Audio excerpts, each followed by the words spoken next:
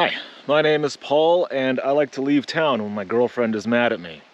I also like to go places, which is why today I'm up in the Prospect Creek Forest Service Road area, and we're gonna try getting to Cabin Lake. This is a spot I tried to get to, I think it was probably about a month ago or so, and right at the very last stretch, there was just a little bit too much snow that I didn't want to deal with. So if you've seen my last video about this area, or if you're familiar with this area yourself, you know there's a couple obstacles in order to get to Cabin Lake. This is the first washout, pretty easy to get through. Basically, it's just a little trail through the trees there, no problem at all. And the second washout is a little bit more difficult, but I've made it through here in this Jeep no problem before, so yeah, I'm not too concerned. And an update on the Jeep, nothing too interesting going on, but in my last video I went up and drove a little bit up the Whipsaw Trail, and I didn't realize it until I got home, but the joints that are on these rock or rough country control arms that I've got here, the adjustable control arms, it basically blew those joints. When I got home, I noticed that the suspension was creaking a lot, and I just kind of had a suspicion that, okay, I think the joints are finally gave in. So I grabbed the control arm, and yeah, it moved a little bit. So when I bought those, I think I knew that would eventually be a possibility, but I got like a year and a half out of those before I had to replace the joints. So I mean, for a rough country, I guess that's probably pretty good. So yeah, I ordered the Rock Chalk CE9114, I believe is the part number, to replace those joints, and those should obviously last a lot longer because it's a much better product than the original rough country stuff. So yeah, anyway, we're going to continue up the trail, hopefully make it to Cabin Lake today. And there's also another wreck site that I want to see if we can get to. Now the problem is there's flood damage to the road that originally takes you there, and I think at this point the wreck site might be cut off. If you look at the map that I've kind of got here, this is the original road to get there, and on the satellite view, and also from other flood reports way back when this happened, I think the sections of this road to get there have been completely obliterated from flooding along the creek. So I think there might possibly be a small trail we might be able to connect to from the direction we're going right now. Now, that's just a guess. It may or may not be possible. I won't know until I get there. But yeah, it's basically, otherwise I don't see how we could get to this wreck site unless they've, you know, repaired some of the washed out sections and bridges that that I've seen on the satellite that I haven't you know, actually visually inspected myself yet. So, but that would be from a totally different direction, coming up from like the south. So I don't know if we'll be able to take a look at that today, but my goal is to see if I can make it to that wreck site from the direction that we're going in right now. May or may not be possible, I don't know, but let's get to it. All right, we're at the second obstacle here. I'm gonna use second gear and low, I think. And yeah, let's get to it.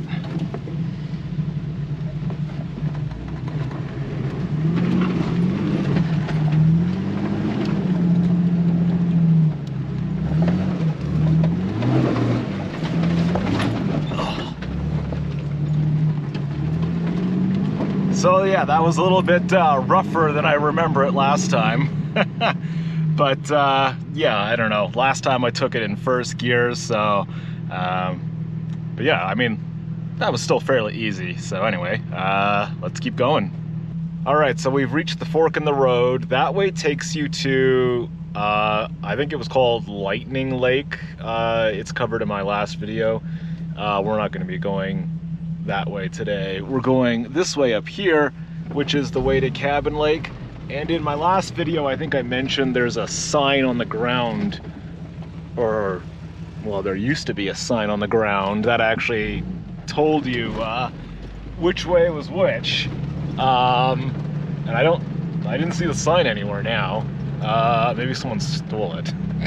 I don't know. But yeah, we're going to keep on going, and hopefully we'll make it. It's been nice and warm, so I think all of that snow probably should have melted by now. And yeah, we're going, if you like your paint job, I wouldn't recommend coming up here because yeah, you're gonna be going through a lot of bushes and stuff. So yeah, let's get to it. Okay, so this was where I got stopped the last time. Because the snow was literally right here, and because this trail basically just seems to keep going straight up, I figured that there was no way I was gonna make it if all of this was covered in snow. And yeah, so it looks nice and clear this time. So I think that means I have about 1 to 1.5 kilometers left until we reach Cabin Lake, if memory serves.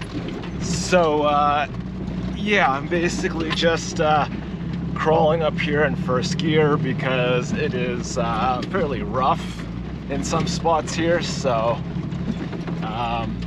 yeah, it's looking good, and I don't foresee any problems.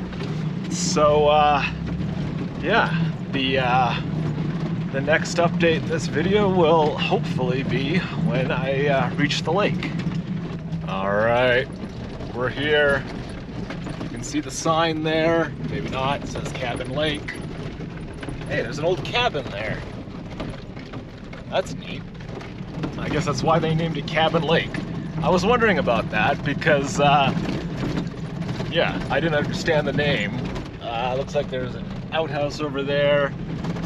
So, wow, this is a very nice looking area.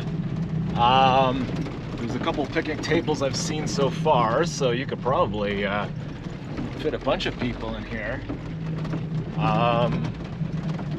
Some of them are kind of falling apart though, but I believe I'm the only one here. So I get the best spot here with the view, I guess. All right, well, let's get it. Oh my God, I don't know if the camera will pick it up, but there are so many mosquitoes out here. This is gonna be a problem. Okay. Yeah, so I'm always prepared. So I got a couple of options for dealing with mosquitoes. I think I'll probably try the spray first though. So anyway, this is Cabin Lake, and over this mountain here, I think it dips down again, and there's another couple smaller lakes up in that area. I don't know the area myself. Apparently, people hike up to the tops of the top of this mountain or something like that. So I'm not really sure where you would do that. When I was looking on the satellite view, it was I think somewhere over here maybe there's like tracks that go that direction. I'll explore that after.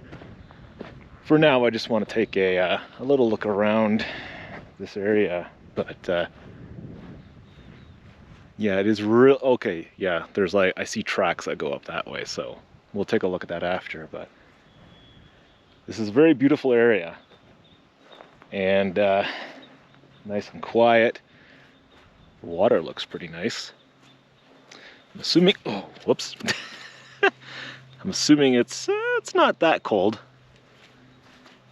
Suppose I should have brought my inflatable kayak. Could probably head out in the water. There's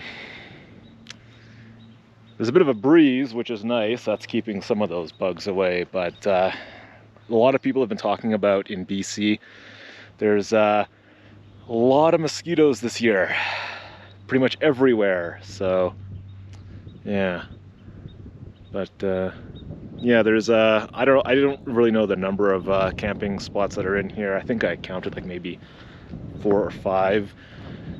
picnic tables. So I wasn't sure, actually. I thought there was only like one spot here. When you look in the area by the satellite view, it just kind of shows this. So yeah, I am happy to see there's other spots here though. So if you make the long trip up here and someone else is right here, you can still find plenty of room to camp. So let's see. I mean, yeah, there's plenty of room here, so that's good. And I think it was way up there was that outhouse that I saw. So yeah, lots of room. Well, anyway, damn, it's a really nice view. I think what I'm going to do now is get some drone footage. One of the things I wanted to do was fly my drone up over those mountains there and get a nice view of whatever's up there. So yeah, I'm going to do that, and then we're going to just try looking at whatever side trails exist, see if there's anywhere else we can like drive to around here, because this is the first time I've been here and I want to explore a little bit. So yeah.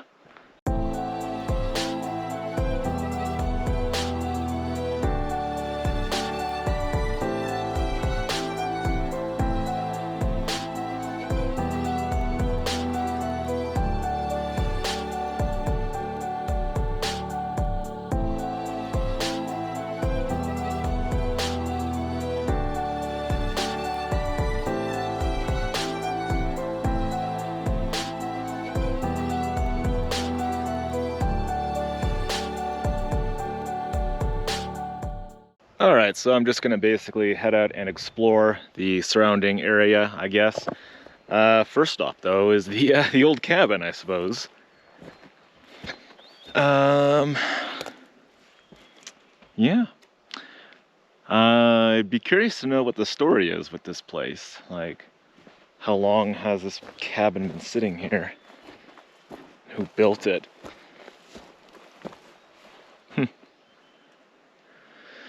Because this is, yeah, a really nice place for a cabin.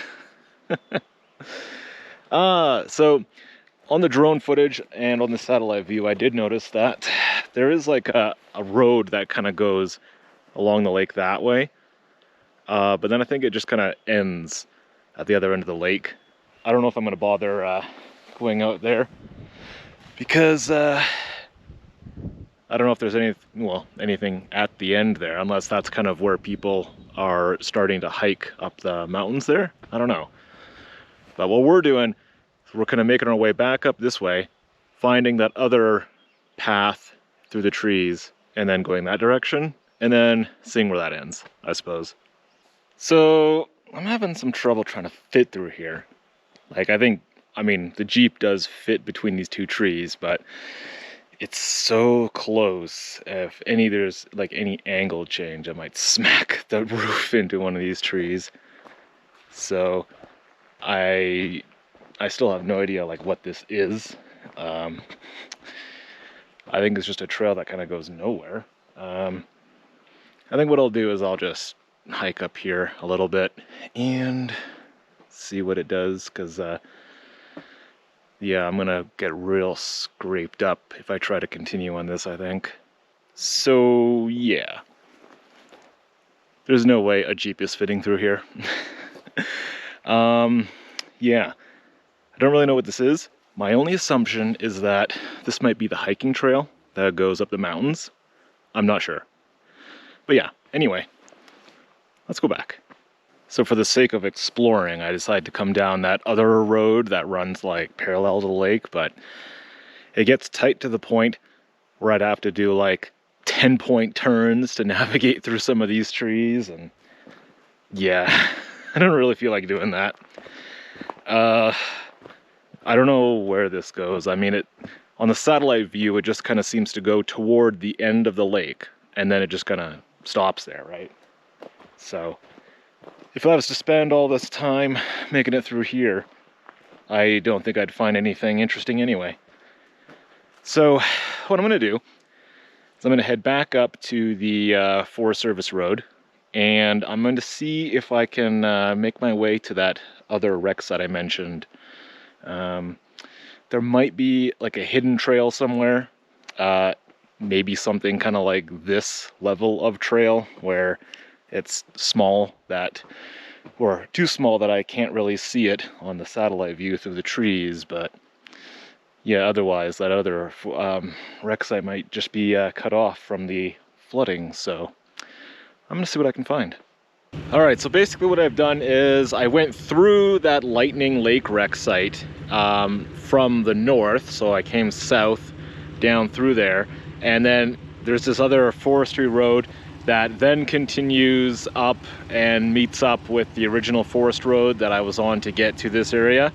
Now on the satellite view, I found this, which I don't know. It looks like this goes in the direction of this other wreck site that has been cut off, I think, from its normal entrance. So if this then connects with the other forest road that's been, you know, kind of like lost due to flooding.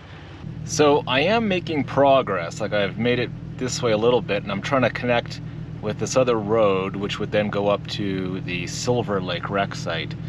Unfortunately, it's pretty rough, and there's a tree that I don't fit under.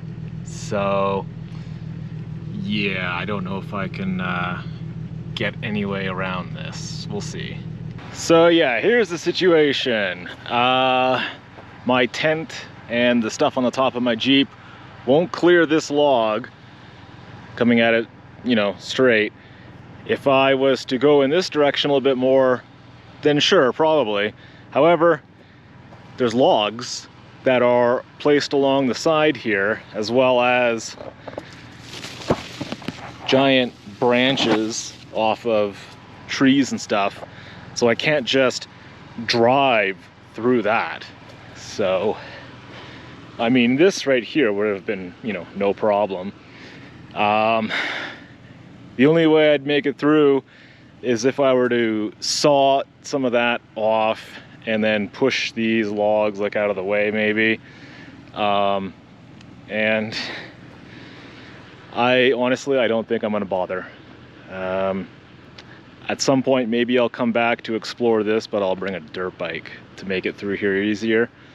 Or what I might do is see if there's access to the wreck site from the south side coming up, but that's where all the flooding was. So I'm betting that this is the only access, which maybe is why this even exists. I don't know.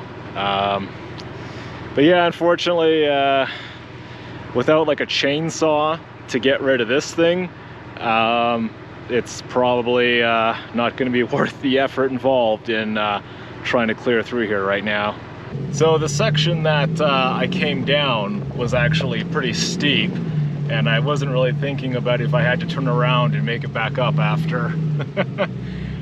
Should be no problem. I'm just in 4 low and in first gear, so if I just crawl it up here a little bit. Oh shit, come on. Ah, damn it. So yeah, I'm gonna continue backtracking back to the Lightning Lake wreck site, where this trail kind of began, and I'm gonna head back in the direction of Merritt. And I don't know if there's anything else I'll be able to show you in this video. I did what I wanted to accomplish, which was Cabin Lake, so that's good.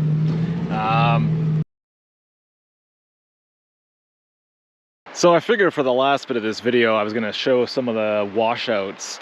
So I was up on Coldwater Road, and then I took another road off that, and then going through some farmlands, it becomes a forestry road. I think it's called like Spius or something like that. And that's what I'm on, I think. And then of course the road ends. And then the washout was all of this, right? And then the bridge is way over there. So yeah, like as you can see here, like the water level was probably very high and it just took out all of this. So this road originally would have connected over there. Now the thing is, on the satellite view, I don't think this is actually where I thought I was going to be, because I think I've been to that side in my last video of this region, because I think I came down somewhere way up there and then I reached that side and then it's washed out on both ends of the straight road that's there. So you have really no option but to go back up. But I recall that bridge when I was standing on that side of it looking over here. This is what's left of the bridge that used to go there. So all of this is basically the flood zone. And so yeah, the other end of this road is up there. So that's not happening. Yeah. But on the satellite view, that's not where I thought I was going to be right now. So I think I may have made a wrong turn and I need to look for a different fork in the road that was further up. Yeah, I'm not sure. It's possible that I need to keep continuing on that way and then it goes that way and then the washout is further there. I'm not sure. I'm gonna see if I can figure this out. All right, so where I was just down there and it goes down right to the water. This is another fork, and looking at the map, I think this eventually winds around a bunch and then it kind of seems to eventually connect up with where I thought I was trying to reach when I was looking on the satellite view. But it's a long way and it's over, it's after 6 o'clock right now, so I'm not gonna bother because I have to make it all the way back to Kelowna. So I still got like a couple hours of a drive left. Where I thought I was going, it looks like it's not on this stretch of the road, but if I go to somewhere called Murray Lake, and then I come up that direction, eventually it will meet up with a stretch of this road that's further down. So obviously, because the washout is so early, I can't make it to where I kind of want it to get. But I mean, it's a good example of just how many washouts are on this road. Like it's completely destroyed. So, but yeah, I think in a future video, what I'll do is I'll continue down. I think I continue down Coldwater Road. And then I find whatever road goes to Murray Lake. Maybe it's not even on Coldwater. Maybe it's off the Coquihalla Highway. I don't know. I'll have to check. And then I go north from there. And then, yeah, it'll eventually wind up connecting up with this road, but further down. So, yeah. Anyway, I think that's going to wrap up this video. So as we saw earlier today, the Jeep is small and can get through a lot of spaces. But I do have some limitations because of the stuff on the roof. And I don't think I'm going to change anything because I like the convenience of the way I built this. Now, there is some problems like the rooftop tent, because I have to have it on the Jeep all the time and I have to park outside in the winter. When the seasons change, it makes a lot of condensation inside. And like that's causing problems again. So, I don't know. I'm going to still look into different types of solutions for that, because yeah, I have nowhere to store it and it's extremely difficult for me to get the thing off there in the first place. Like it's been on there ever since I bought it. So, but yeah, I figure if I didn't have the tent on there, then I'd probably just replace it with a cargo rack or something like that. So, I mean, it's still going to have that clearance issue for when I'm trying to drive under like low trees or anything like that. So, but otherwise, yeah, it's doing pretty good. But yeah, I can't think of anything else to say for this video. I did accomplish what I wanted to, but yeah, this area around Merritt, that flood really devastated a lot of stuff. So anyway, I'm gonna head back home. So thanks for watching.